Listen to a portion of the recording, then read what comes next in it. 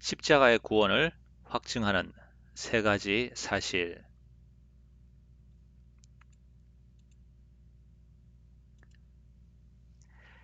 우리가 구원이라고 생각하면 흔히 가난과 혹은 건강의 문제 혹은 어, 다른 걱정으로부터의 해방받는 것을 생각하기 쉽습니다. 그러나 진정한 구원은 죄로부터의 구원인 것입니다. 이스라엘 백성이 바벨론 포로에서 돌아왔을 때 그들은 바벨론 포로에서 해방되었지만 여전히 죄의 포로 가운데 있었던 것입니다. 그들이 바벨론으로부터 자유를 얻었지만 그들의 문제는 죄의 문제였습니다. 그래서 에스라서에 보면 그들이 이방 여인들과 결혼해서 가정을 이루고 또한 동료 이스라엘 사람들을 억압하고 또 고리를 취하고 하는 것들을 볼 수가 있습니다. 그래서 그들이 바벨론으로부터 해방되어서 예루살렘, 가나안 땅에 돌아왔지만 그들의 문제는 여전히 내면에 있는 죄와 탐욕의 문제였습니다. 이러한 죄의 문제를 해결하는 하나님의 방법은 무엇이겠습니까? 하나님의 구원은 어떤 것이겠습니까? 이사야서의 40장부터 이어지는 하나님의 구원의 그 선포 메시지는 특별히 네 개의 종의 노래를 통하여서 하나님이 이루시는 구원이 어떠한 성질을 가지고 있는지 설명하고 있습니다. 지난주에 하나님의 종 이스라엘의 실패를 보았고 그때 하나님께서는 어, 이스라엘이 실패했을 때 그 죄의 문제로 실패했을 때 하나님께서 그 죄의 문제를 해결하시겠다 이렇게 말씀을 하시는 것이죠. 그러면서 어떻게 죄의 문제를 해결할 것인가 라는 것에 들어갔을 때 하나님은 하나님의 택하신 종을 통하여서 특별히 종의 희생과 종의 수고를 통하여서 하나님께서는 그 백성의 죄를 없이 하신다고 말하고 있습니다. 그래서 첫 번째 종의 노래는 이스라엘의 실패에 대해서, 종의 실패에 대해서 말하고 있고요. 두 번째, 세 번째, 네 번째는 그 종이 이제 이스라엘보다는 개인적인 선지자라든지 하나님의 보내심을 받은 자, 개인적인 어떤 종의 사역에 대해 말하고 있습니다. 보면 두 번째 종의 노래 49장에서 나오는데요. 그것은 어, 사람들에게 무시당하고 외면당하는 그러한 종의 모습.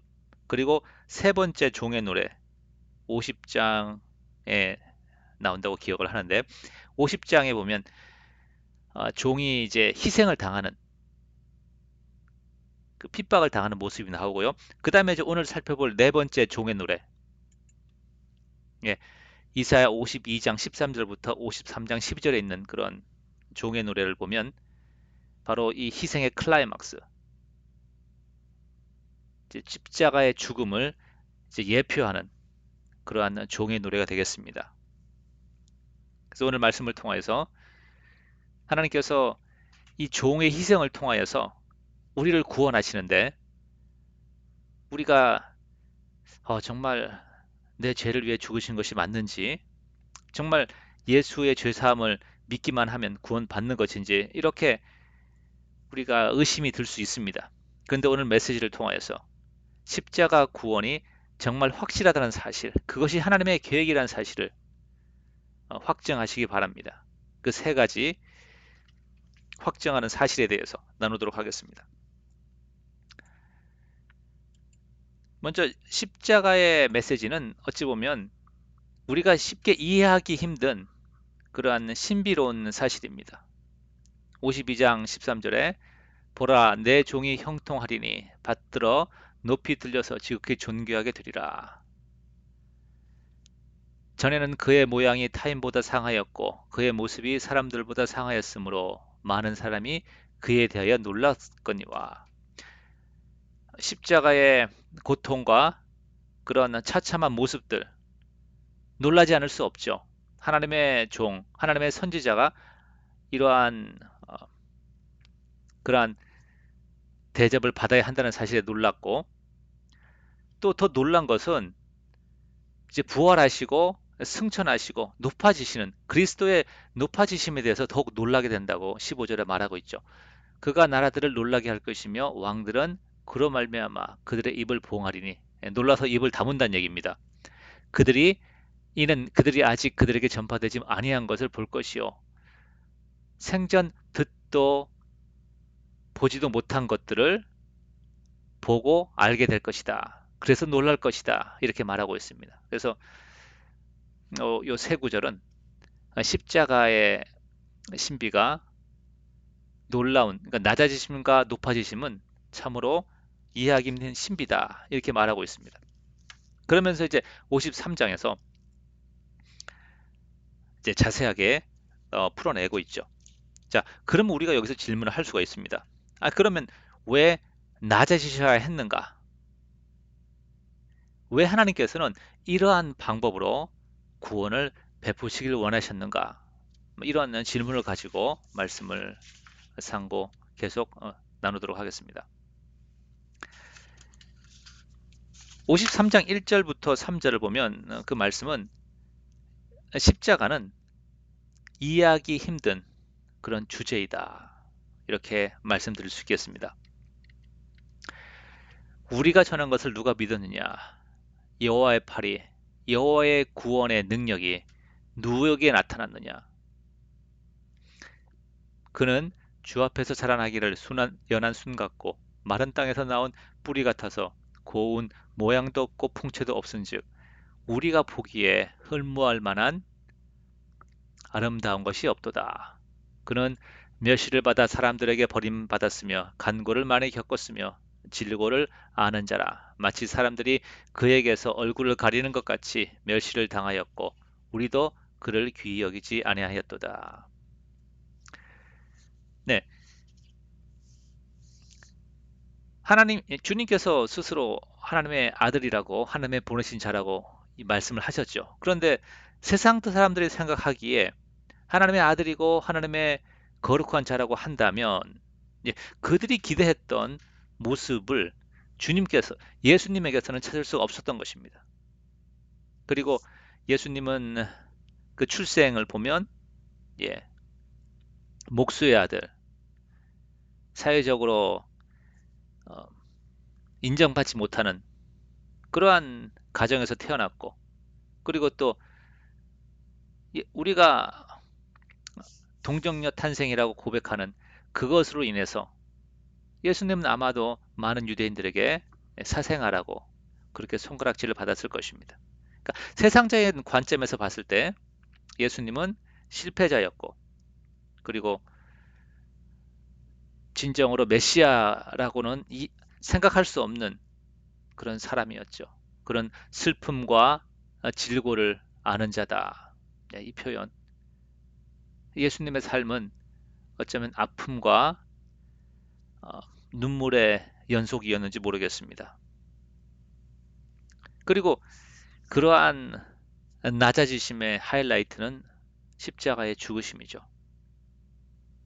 벌거벗겨진 채로 십자가 못 박혀서 죽을 때까지 거기에 놓아두어서 고통과 목마름, 배고픔 가운데 그 수치심 가운데 서서히 죽게 만드는 그런 십자가의 형벌이었습니다. 그래서 이 십자가를 통한 구원은 세상 사람들이 눈에 보이는 인간의 영광을 중요시하는 세상 사람들에게는 이해할 수 없는 것이었습니다. 그래서 예수님께 이렇게 말하죠. 내가 그리스도여거든 십자가에서 내려오라. 그러면 우리가 믿겠다. 십자가의 구원은 때로는 우리가 받아들이기 어렵습니다. 오늘 이 십자가의 구원을 확증하는 세 가지 사실을 생각해 보도록 하겠습니다. 첫 번째로, 십자가는 우리 죄를 위한 하나님의 희생, 제물이라는 사실입니다. 성경은 이걸 분명히 말하고 있습니다. 그런데 왜 많은 사람들이 이 메시지에 대해서 둔감하게 될까요? 왜 예수님께 당신이 메시아라 그러면 내려오라고, 십자가에서 내려오라고 말하게 될까요? 우리의 눈이 우리의 의로움과 우리가 옳다 생각하는 어떤 그런 자기의, 자기 자랑에 사로잡혀 있으면 우리는 십자가의 의미를 볼 수가 없습니다. 내가 옳다고 생각하면 다른 사람들을 쉽게 비판하게 되고, 심지어 예수님의 십자가에 죽으신 것도 하나님의 저주를 받은 것이라고, 나무에 달린 자마다 저주를 받았다는 그 말씀처럼 저주를 받은 것이라고 그렇게 말하는 것이죠. 그래서 유대 종교 지도자들이 예수님을 십자가에 못 박을 때 그들은 자기들이 바로 하는 일, 올바른 일을 하고 있다고 생각을 하였습니다. 왜냐하면 자기들이 생각하기에 비록 인간인 예수가 하나님의 아들이라고 이야기하였기 때문에 신성 모독인 것이었죠. 자, 그런데 내가 죄인이란 사실을 철저히 깨닫고 그것으로 괴로워하는 자가 예수님의 십자가를 본다고 한다면, 예, 그것이 우리를 죄를 사하기 위한 하나님의 희생 제물일 수도 있다는 사실을 받아들이게 되는 것이죠.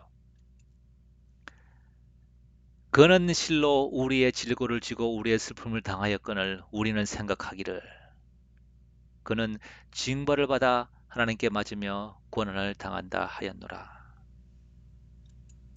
그가 찔림은 우리의 허물 때문이요 그가 상함은 우리의 죄악 때문이라. 그가 징계를 받음으로 우리는 평화를 누리고 그가 채찍에 맞음으로 우리는 남을 받았도다.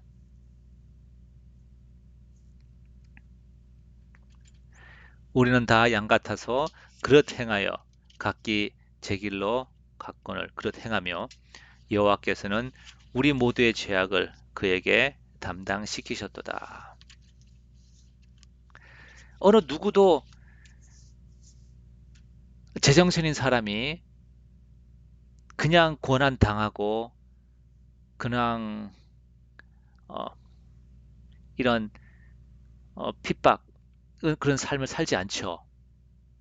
이유가 있습니다. 이유가 그죠? 자, 예수님이 십자가를 지셨다고 한다면 그분이 제정신으로 십자가를 지셨다고 한다면 죄송합니다. 이런 표현.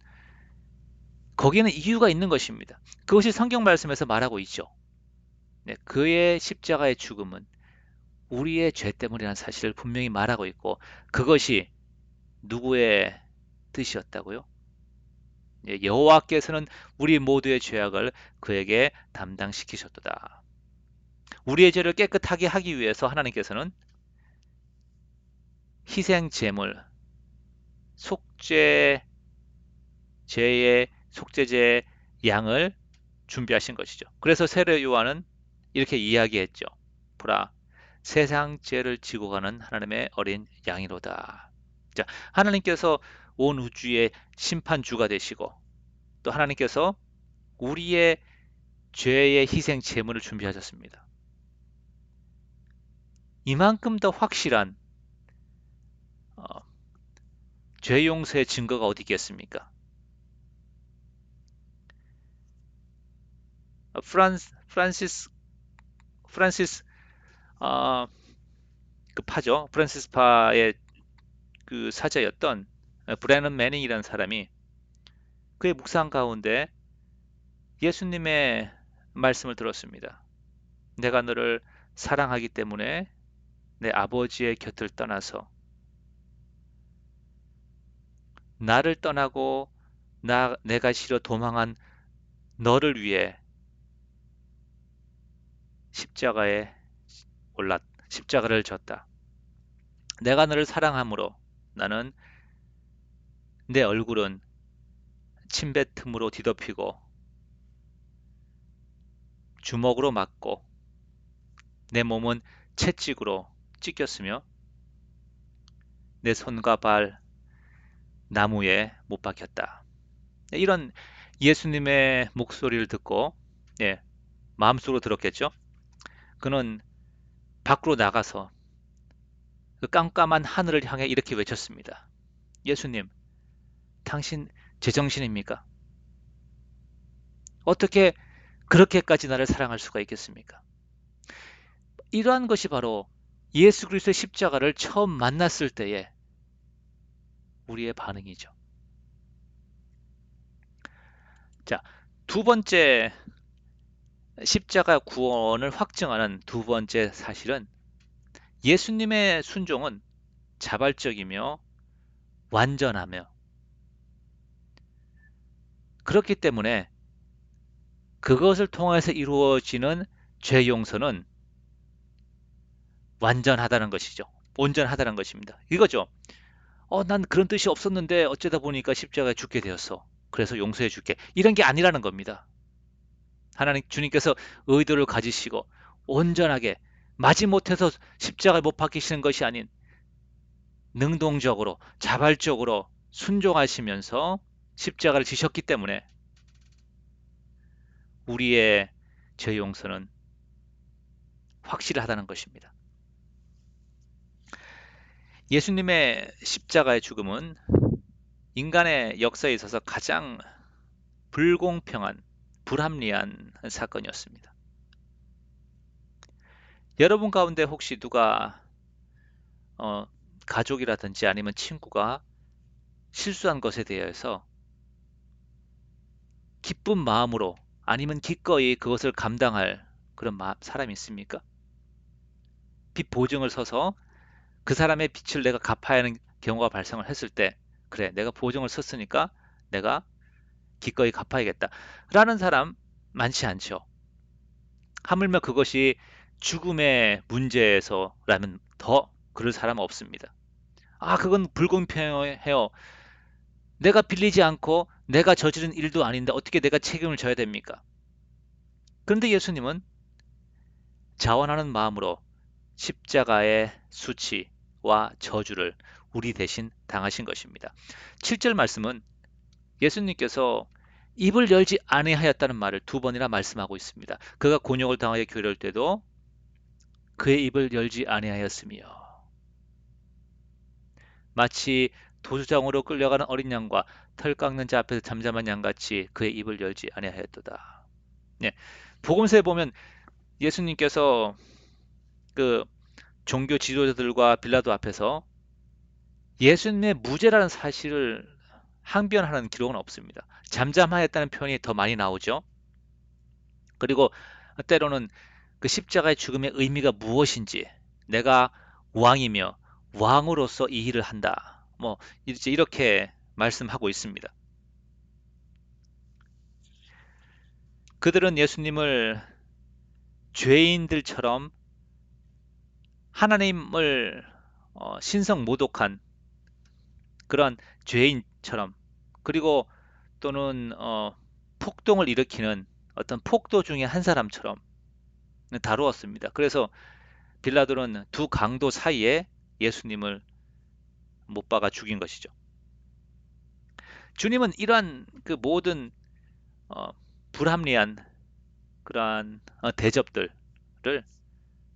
묵묵히 입을 열지 아니하시는 그런 묵묵히 감당하시는 것이죠.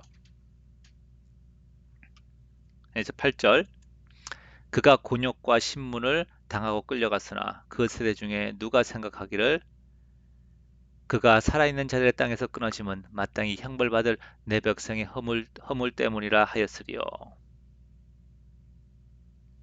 그렇죠. 예수님이 십자가에 죽으실 때 그것이 자기의 죄 때문에 인하여 죽으신다는 사실을 감히 상상한 자는 아무도 없었다는 것입니다. 아무도 알아주지 않는 그 죽음. 이제 그 말은 십자가의 진정한 의미를 모르는 자들을 용서하기 위해서 십자가를 지셨죠. 아버지, 저들의 죄를 용서하여 주옵소서.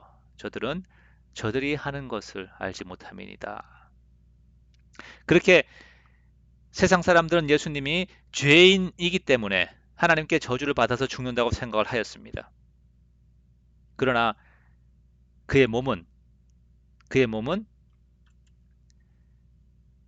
일반적으로 십자가에 죽게 되면 그 몸은 이제 그 골고다 언덕의 골짜기에 버려져서 예, 들짐승의 밥이 되거나 그렇게 해골만 남게 되는 그런 올바른 장례를 치러주지 못 치러주지 않는 거죠. 그렇게 버려지게 되는데 예수님은 아레마대 사람 요셉의 무덤에 장사하게 되는 것입니다. 왜요? 그는 강포를 행하지 아니하였고 그의 입에는 거짓이 없었기 때문에 그렇죠.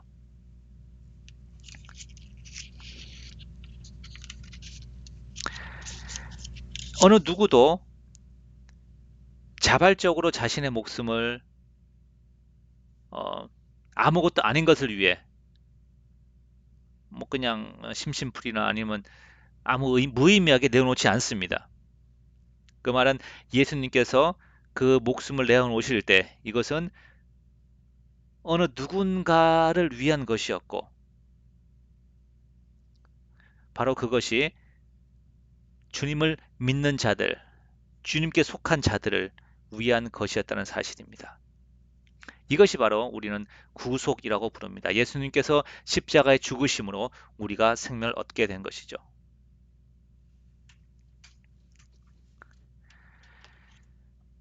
자발적이고 완전한 순종. 그 말은 예수님께서 십자가에 죽으실 때 내가 너희의 죄를 위해 십자가에 죽기 원한다. 이런 의미가 포함된 것이고 이러한 완전한 순종이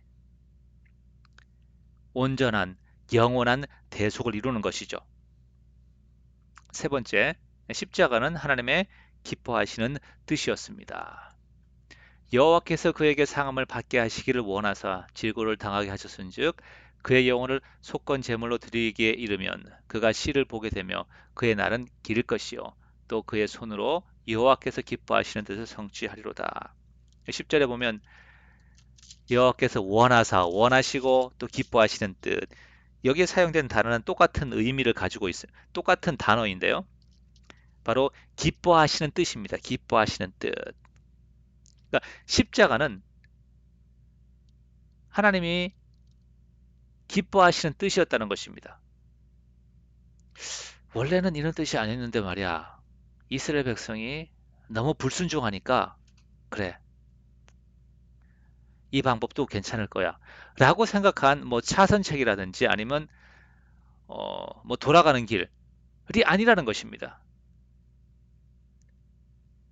십자가는 하나님이 태초부터 정하신 기뻐하시는 뜻이었다는 사실.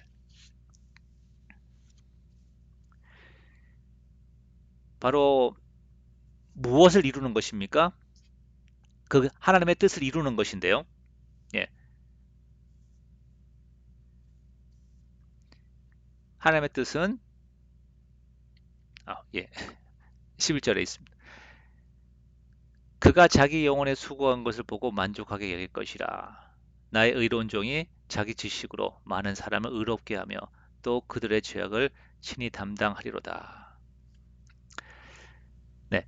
요 구절이 사실은 번역이 좀 까다로운 구절입니다. 예. 뭐 이렇게 번역을 할 수 있을 것 같아요, 또. 그는 영혼의 고난 중에서도 만족하였는데 그 고난이 내 의로운 종이 친히 그들의 죄짐을 담당함으로써 많은 사람을 사면할 것이다라는 하나님의 뜻을 이름을 알았기 때문이다. 자, 십자가의 고통 가운데서도 그가 만족하였던 표현보다는 뭐 다른 표현을 못 찾겠어서 사실 만족하다는 뭐 개역 개정에서도 만족하다는 표현을 썼는데요. 십자가의 고난 가운데서도 그 마음의 평강을 유지할 수 있었던 것은 바로 십자가의 고난을 통하여서 많은 영혼들을 구원할 것이라는 하나님의 뜻을 이룬다는 사실. 그것을 알았기 때문에 십자가를 덤덤히, 담담하게 감당하실 수 있었던 것 같습니다. 그래서 십자가를 통하여서 죄인들을 용서하시는 하나님의 은혜와 공의가 나타나게 됩니다. 이것이 하나님께 영광이 되는 것이고, 이것이 바로 십자가가 하나님의 기뻐하시는 뜻인 이유가 되는 것이죠. 하나님께서 죄인들의 죄를 용서하기를 원하시는데, 공의로우신 하나님께서 그냥 용서하실 수가 없잖아요.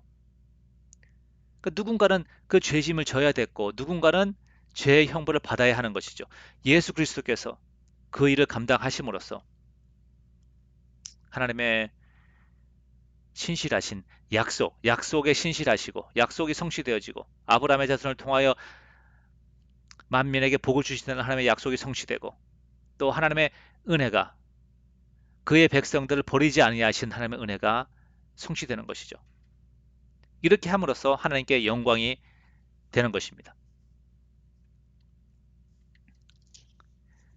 그 12절 말씀은, 그렇기 때문에 하나님의 그러한 구원 사역을 위해 불의한 십자가를 지고 가장 낮은 자리까지 낮아지셨기 때문에 하나님께서는, 예, 그리스도를 가장 높은 곳으로 올리신다는 사실을, 의미하고 있습니다. 12절, 그러므로 내가 그에게 존귀한 자와 함께 목을 받게 하며 강한 자와 함께 탈취한 것을 나누게 하리니. 이 말씀은 승리에 대한 약속이죠.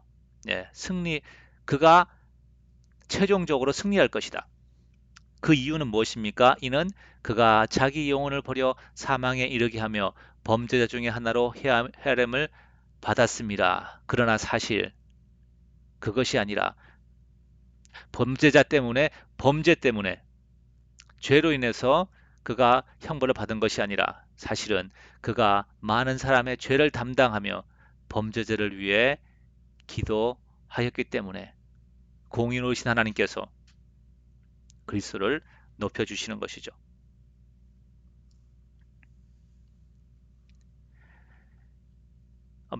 존 메이천이란 신약학자는 그리스도의 온전한 순종이 없다면 우리에게는 소망이 없습니다. 라고 말했습니다. 말씀을 정리합니다.